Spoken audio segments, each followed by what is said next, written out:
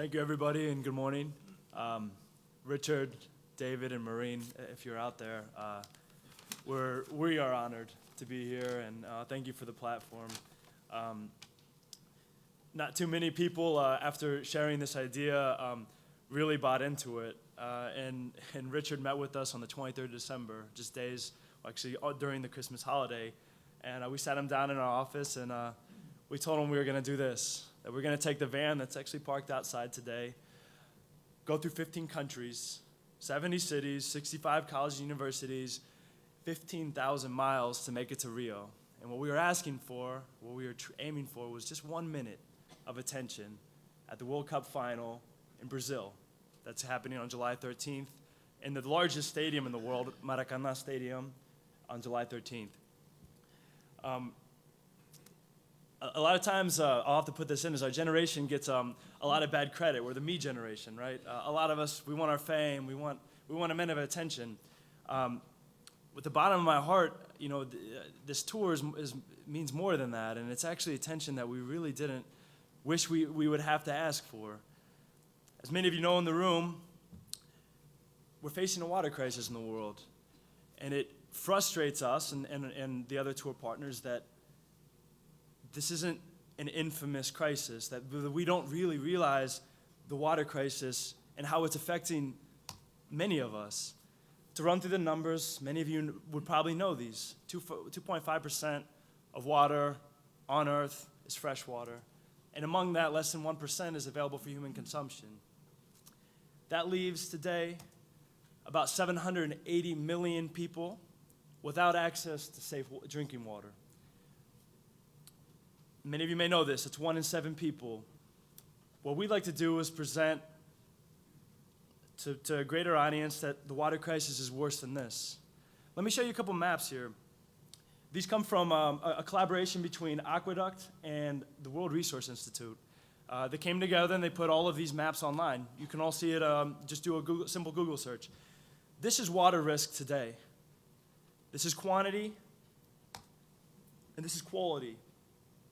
As many of you are aware, we're at risk, and there's 4 or more people that are being challenged with day in, day out water than just 780 million people. I come from Worcester, farming country. More than 50% of irrigated lands are at high to extremely high water risk, and about 24% of cropland is the same. And this is the United States here, coming from the General Accounting Office. So we're seeing city by city, state by state, and regional water risk, even in the United States. We started in Boston about 2.5 weeks ago. And since we've been on the road, we've been getting news in. Some of you may have heard California on CNN with the water shortages. We passed through West Virginia on our tour, and we were pulled aside in some classrooms that we were teaching at Alfred University in the upstate of New York, all expressing water-related issues. The United Nations meets every year. This year, the UNESCO was informed that they were responsible for the theme of last year, which is water cooperation. They met in Stockholm, and they came up with this number. This is what we're looking at in the year ahead. And the most frustrating thing to me is that many of you know, and many of you are working in these sectors, the technology and the resources are available. What I argue is that many just are unaware. One of our tour partners is a nonprofit called water.org. They're based out of Kansas City. They're made famous, you could say, by Matt Damon. When I was in college, one of my admirers, or one of my heroes, was Gary White. You could say, was one of the innovators behind water credit. But he put it in a way that made so much sense to me, and I'll share that comment, is that what if we knew the cure for AIDS, and yet we still watched every day people dying and entire communities being wiped out by this disease? That's what's happening with water, and what we're challenging other people to understand is that this could only get worse unless we're doing something about it. So, what we could do, we're driving a van, and we're trying to make a statement at the world's most popular sporting event. People need to know first that this crisis exists, but also what they themselves can do about it, and then more importantly yet, what other people are already doing. So this is our tour van, and I encourage you all to visit it when you leave this conference. We chose the Americas because we wanted a road trip that could break records, and a road trip that can connect two interesting regions.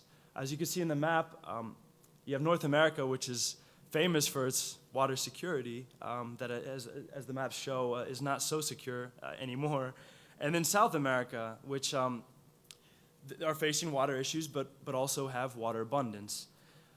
We thought by bringing the two together and creating a network or platform while we're on tour that connected individuals, academia, businesses, nonprofits and NGOs, and governments even, on a platform of sharing, where people could share what they're doing or insight that really needs to reach a global stage. We thought that if we could promote water stewardship and encourage people that water stewardship can translate into opportunity, whether you're a business or a nonprofit or any of the others that I had mentioned. But it's really an ethic that, and this is, we're a nonpartisan campaign, and we wanted to really open up our doors for a vast audience, so that people can really adapt this keyword into their own business models, into their own structure. But it's an ethic, just to keep it simple, that embodies a responsible planning and management of our water resources. So while on tour, we're going to ask different people to join us and to do what they can do. So these are the 5 things that we're asking different people to do. We have a pledge on our van. Instead of having a pledge book, we actually are inviting people to sign our van. So our van's going to be filled of different signatures of people coming from different backgrounds. That pledge stands for the promotion of water stewardship and recognizing that water really ought to be understood as a basic human right. Funding the change. Gas isn't cheap these days. We are a grassroots movement. I'm actually stepping out of my own office from my business, Reach Trade, that I work with actually the guys back there. And we have about a group of 14 businesses and organizations that have come together to do this. Volunteering at different events and in your own communities. And there's many people here that I would challenge to share with us what you all are doing so we can actually incorporate it onto our platform. And 5, just think about you as a consumer and you as having a footprint and how you can contribute or offset water-related issues in your own hometowns. So, kind of in light of that, we are supported by individuals, businesses, and organizations, and we are a grassroots movement.